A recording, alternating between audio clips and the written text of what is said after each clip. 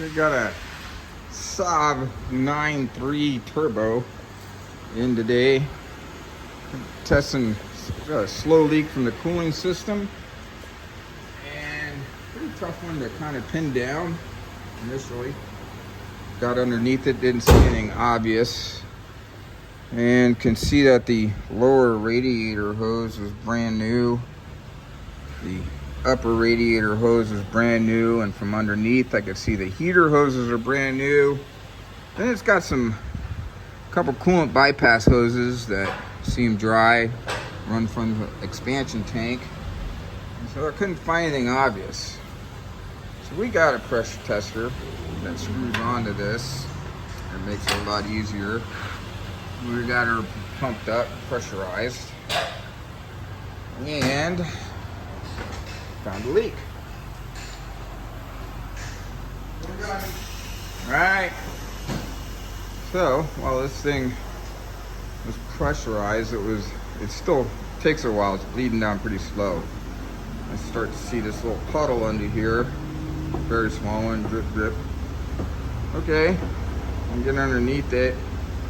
The plastic shield's kind of in the way. Let it pull this right front tire off.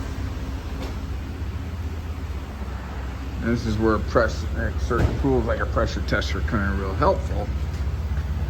And that pulley is the water pump.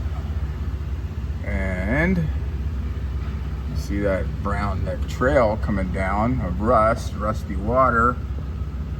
And sure enough, it's collecting here under the frame and dripping down. So the water pump is going to be the main issue on this car. This thing looks like a little bear. I'm not particularly excited about doing this one, but fortunately this isn't his primary car, so I can take my time with it. This is one of the original, when Saab was still making their own cars before GM got a hold of them.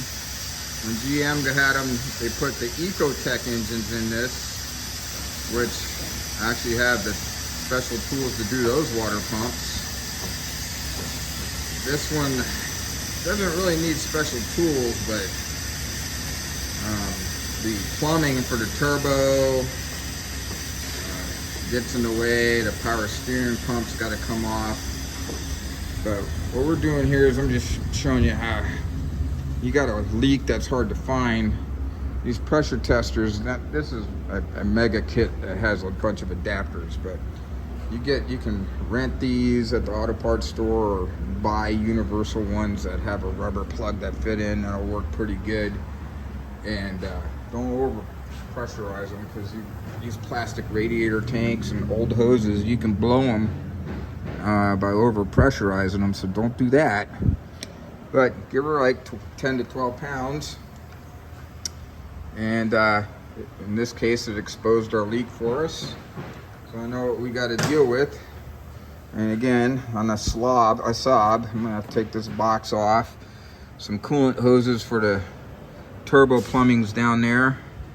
And this power steering pump that's underneath this is right over the water pump.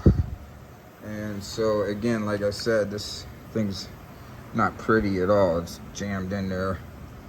So not exactly a fun looking job.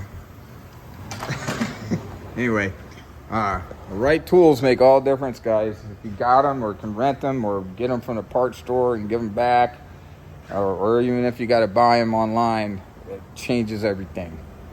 So just checking for coolant leaks with a pressure tester. Have a good day, guys.